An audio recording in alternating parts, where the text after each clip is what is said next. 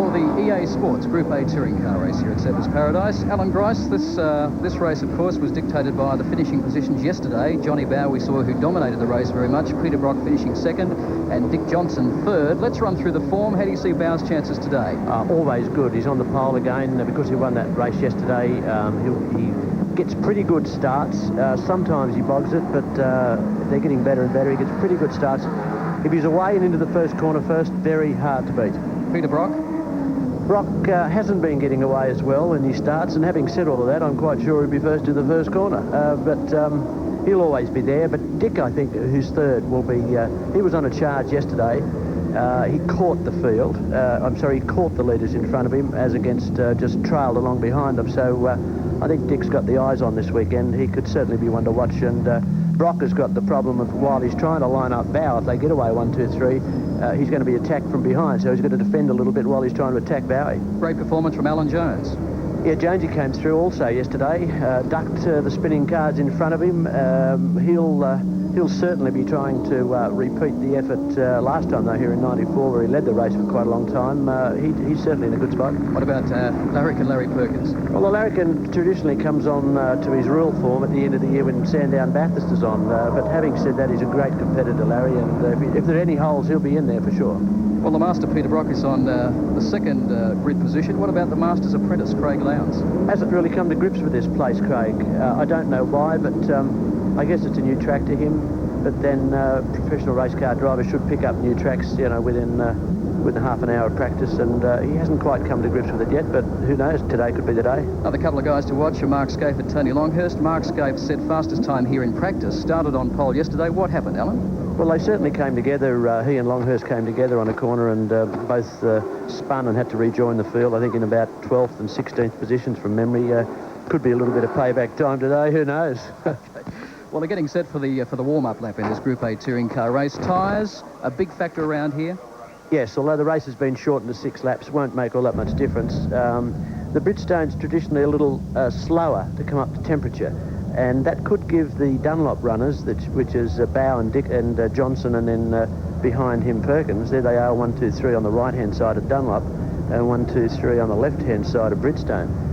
Could give the Dunlop runners a little bit of a run for that first couple, an advantage for that first couple of laps, and that could be the race. This is not a round of the Australian Touring Car Championship. It's a one-off event, but we've got Bow, of course, who's leading the championship at the moment. And, Lowndes is leading the championship from Bow. Glenn Seaton back there in third spot, but not having a great weekend. Blew an engine here on Friday. Yes, and again, he's on Bridgestone tyres, so they'll take a couple of laps to come in. Although having said that, knowing that it's a sprint, they may well have pulled out the softer compound. They are still on a controlled tyre situation here, but some of the drivers I know went for one hard set and one soft set, so it'll be interesting to see which ones they're running today.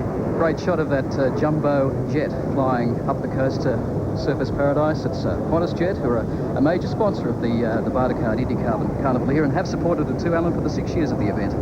Yes, indeed. It's official flight past. We've seen a wonderful air show here today with helicopters and jets and even an old MiG, but it's part of the flight past here today, part of the carnival. That's all happening. Peter Brock strapping himself into the 05 Mobile Commodore and getting ready to start from that front row of the grid. Talking to the crew. I've got a set of soft tyres on for the day we can over here. Yes, so that's the answer. I was wondering about the hard Bridgestone tyres, but Brocky has just let it slip while he's talking in the car. There he's got the soft tyres on. That should help him off the line. Maybe he gets the jump into the corner. Well, Australian motorsport fans love their Fords, love their Holdens, but how different, Alan Grice, is a Holden race car to a Holden road car? Well, let's have a look at the weight of a Holden road car. 1,400 kilos, race car? 1,350 now. They've gone up another 50 kilos. Body shells, standard road car? Yeah, very similar. Some extra seam welding, a little bit of change to the inner rear guard, but essentially, certainly in shape-wise, they're the same. Fuel tank capacity, 80 litres for a Holden road car. Yeah, 120 in a race car because they don't use that, not terribly economical. In terms of ground clearance, of course, a road car, 143 millimetres, but here's a big difference. Right down around 60 millimetres, Craig. Top speed, 200 k's in a Commodore road car? Oh, as fast as you possibly can, but certainly around 300 k's at Bathurst. Around $38,000 for a road car. What would you pay for a Group A touring car Commodore? From $250 to $350. The top running cars would be about $300,000 to $350,000 each without any spares. Now, what about warranty? 2 years on the Holden Commodore. What about the race car? As soon as the last spanner comes off the car, the warranty ceases. Okay. Thank you, Alan Grice. Well, they're standing by for the warm-up lap of this now 6-lap event for Group A touring cars. You can see that Dickie Johnson's given the clutch a big slip and burnt the rear tyres to get some heat into those rears, ready for this start as they go on their one and only warm-up lap. And a great shot too as John Bow leads Peter Brock. Will run through the cars for you. Dick Johnson there, Alan Jones. You've then got Larry Perkins, Craig Lowndes, Glenn Seaton. I think that's Russell Ingall, followed by Mark Scaife, then Tony Longhurst, Stephen Richards, and Bradley Jones in the Commodore. Yeah, you'll find on this warm-up lap, the lead cars have got a bit of a game to play. They've got two things they've got to do. One is get as much temperature into the tyres as possible. The reason that you see on a warm-up lap cars weaving from left to right is to move the case, the rubber part of their tyre, the side part of the tyre. As that flexes, it actually builds up heat inside the tyre. Anything that you sort of bend a lot, even like a piece of plastic to break it, if you bend it a lot, it gets hot, and that's what they're doing to the tyres. Now, the lead cars also, while they're doing that, they don't want to rush around and get round to the grid for the start too early, because if they do, they have to sit on the start with their engines running, and they'll tend to overheat, particularly in a hot day like today. And the other point too is that between walls like this, all the way, there are walls all the way around which make everything just that little bit hotter. Okay, well, Neil Crompton's in car number 7, the Coca-Cola Commodore. How does it look from your seat, Neil? How are you going this morning, guys? Neil Crompton getting ready for the start of this 6-lap event, and a great shot of Neil there on camera. Neil, can you hear us? Yes, I can hear you, mate. He either can't hear us or is... It's pretty hard to hear you, though. It's pretty noisy in here, as you can appreciate.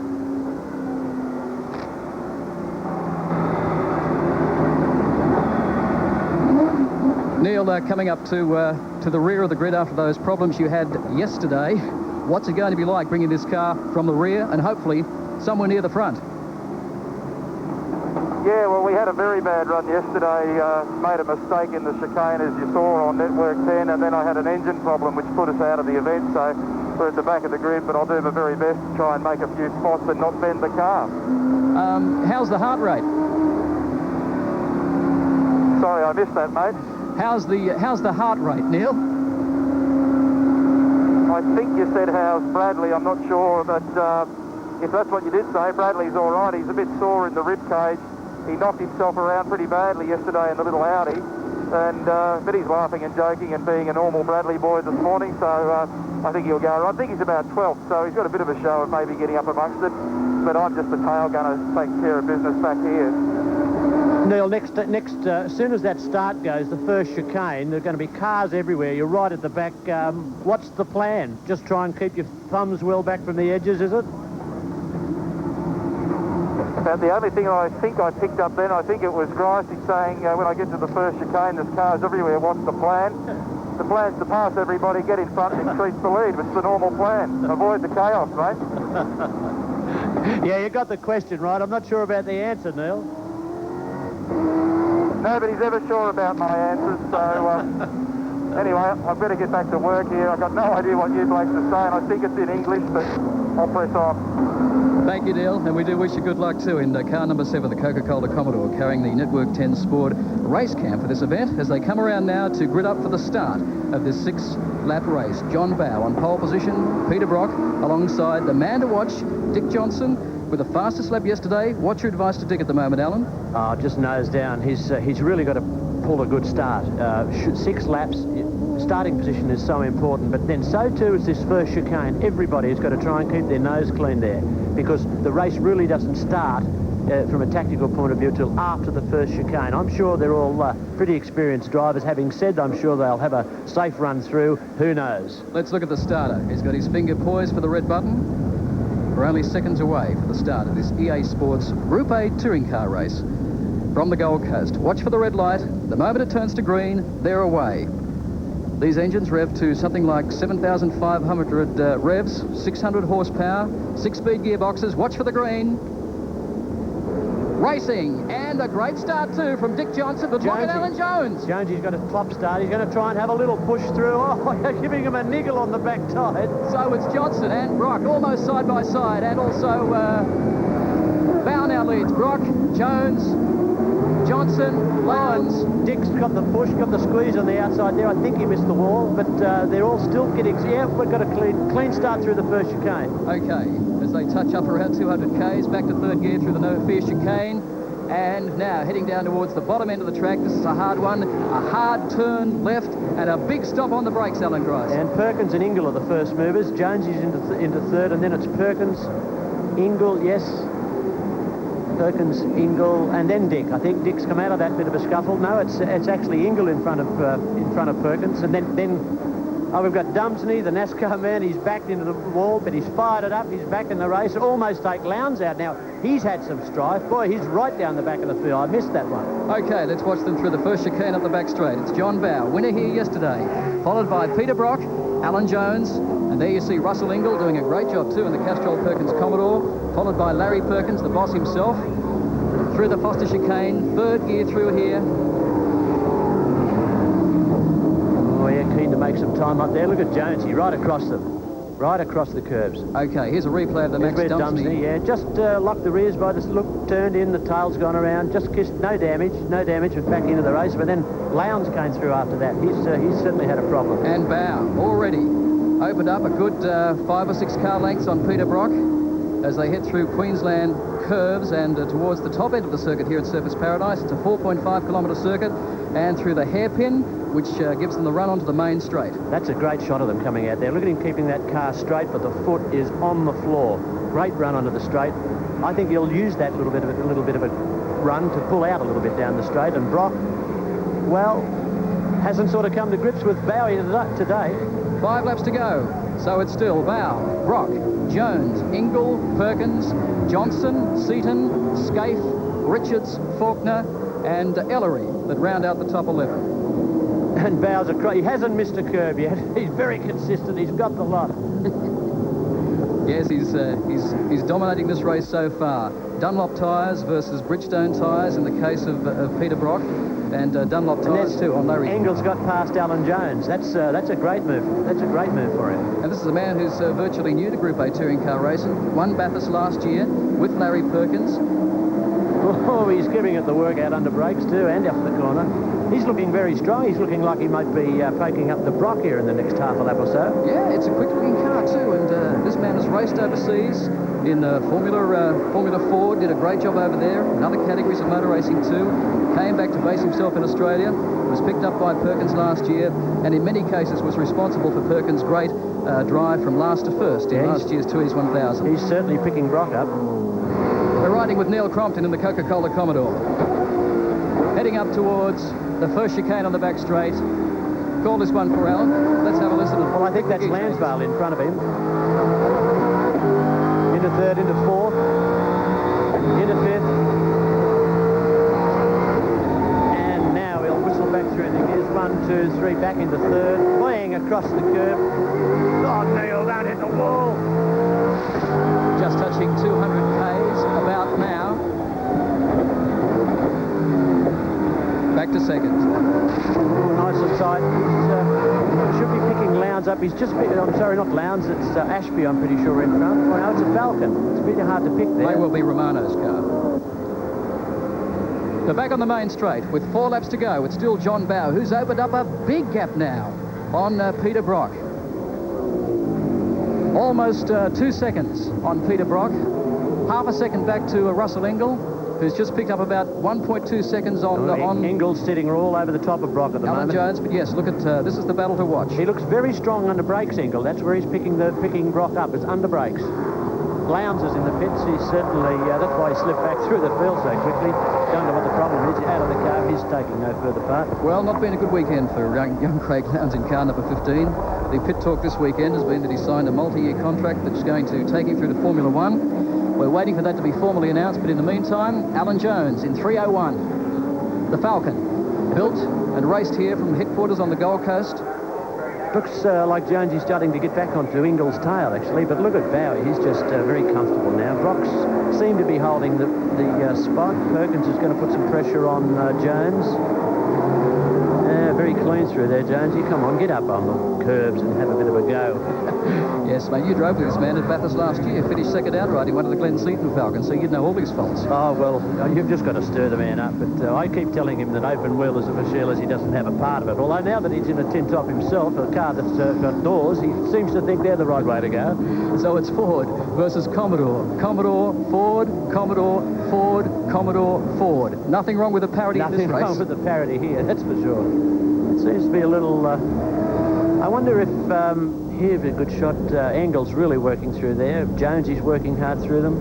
Come on, get in further over that curve. There's another dead... That's Lowndes' dead car. But I wonder if Engel's initial charge was because he had some soft tyres and they're just losing effect a bit, because Brock now seems to be just easing away from Engel. So it may well be.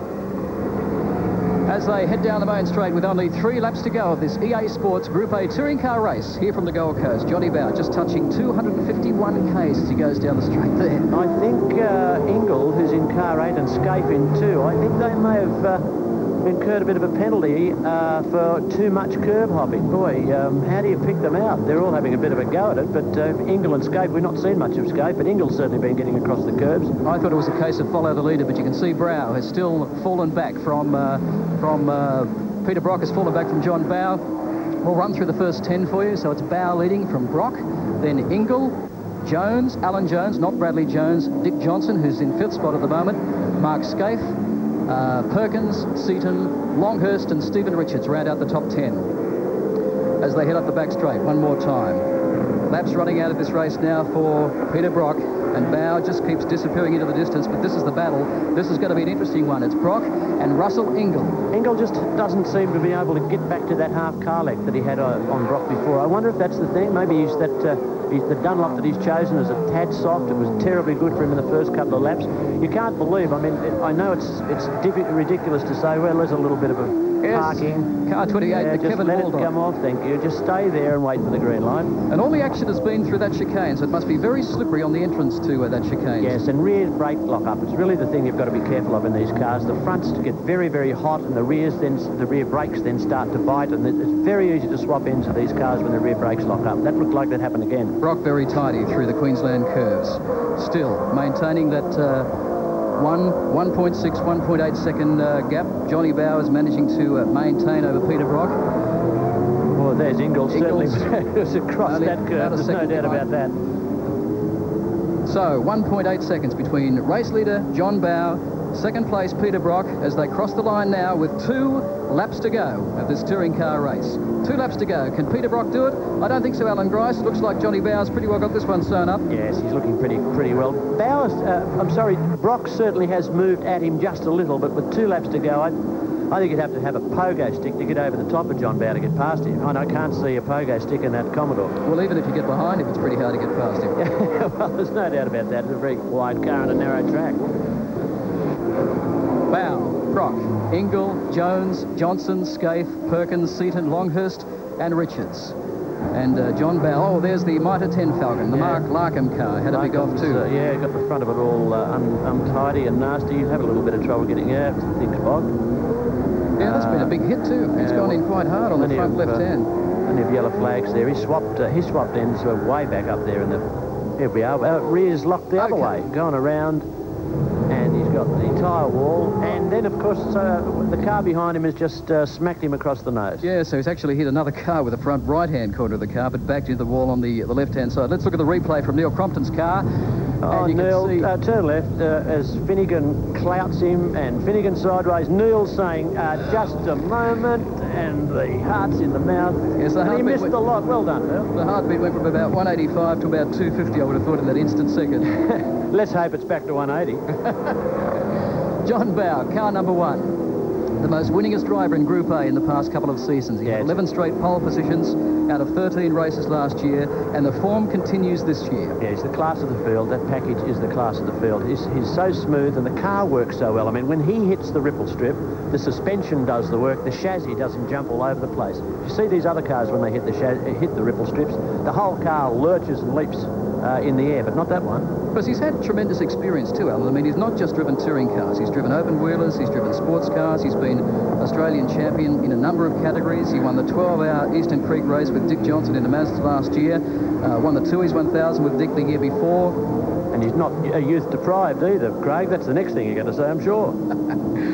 John Bowe through the Foster chicane. Up to about 7,500 revs. Very fast around this circuit. We heard John Smales earlier tell us they're only 21 seconds a lap slower than Indy cars. See how smooth the car is there. Same here. There's quite a lot of bumps in that braking area, but the suspension soaks them up. The same on the way out. The car will move, but not the big tail-out slide. I mean, that's quick. He's doing a great job. Very, very tidy driver. Very rarely do you see the car out of shape unless he's going for a super quick qualifying time. He's very spectacular in qualifying. We always thought this car had the race speed for the weekend, even though Mark Scaife put his Commodore on pole. Look there, that's a classic example that the suspension went over the ripple strip, not the car. The chassis just sat there saying, yep, I'm fine, I'm happy. So you keep all four wheels on the ground, let the suspension work as hard as you can, you've got maximum traction. And then you can get straight back on the noise, yes, but while the thing's bouncing, the whole chassis is bouncing, you can't, because you've boot into it, you don't go quickly. Well, Brock still hanging in there. Eagle just lined that one up and almost followed by the wall. Still 1.8 seconds behind with a 2-second gap back to Russell Ingall, and Alan Jones another 2 seconds behind him. So it's pretty static as they come up to... It's pretty static racing, but anybody that likes to watch race cars, they're really seeing a great package working there. Brock's getting closer, but with only... I think we're on the final lap. This is the run to the flag. Bowie, I'll just let him close up and complete, I think, his 100% record at Indy. I think he's won everything 4 out of 4 since he's been here. What a great result. John Bowe for Shell FAI takes the checkered flag at this 6-lap event here from the Gold Coast Bartercard Indy Carnival 96 in a great finish from Peter Brock, Russell Ingall, Alan Jones and Dick Johnson. And there's Bowe winding down there. And then just for the record, Mark Scaife, Larry Perkins, Glenn Seaton, Tony Longhurst and Steve Richards, the first of the privateers in number 10. So, how would Johnny Bowe be feeling now, Alan? Fairly happy, I would have thought. Oh, yes. All of a sudden you start to realise how hot you are now. You don't for those 6 helter-skelter laps, but now he'll be saying, "Poor, that was hot there," and he'll be getting ready to complain to the crew when he gets out. "Give him a drink and give us a towel," and, "Oh, it was hot out there, it was tough." But he didn't think one word of that for the last 6 laps, I can assure you. John Bowe and Peter Brock side by side, and when I guess you add up their combined age, they'd be almost as old as Murray Carter. Settle. John Bowe, first outright, followed by Peter Brock. Russell Ingall third, Alan Jones in the fourth. Another good result for Alan Jones, fourth outright. Dickie Johnson started third, finished fifth in this event. Sixth outright went to Mark Scaife. Good drive through the field after starting 10th in the Commodore. Larry Perkins, seventh outright. Glenn Seaton, eighth. Tony Longhurst in the Castrol Ford, ninth. John Faulkner, 10th. Alan Grice, great race. We'll see another round of the Touring Car Championship coming up pretty soon. But no doubt about it, Johnny Bowe has dominated this event from the Gold Coast today. We've got more action to come, so don't go away. This is Indy Carnival 96 on the Gold Coast on Network 10 Sport.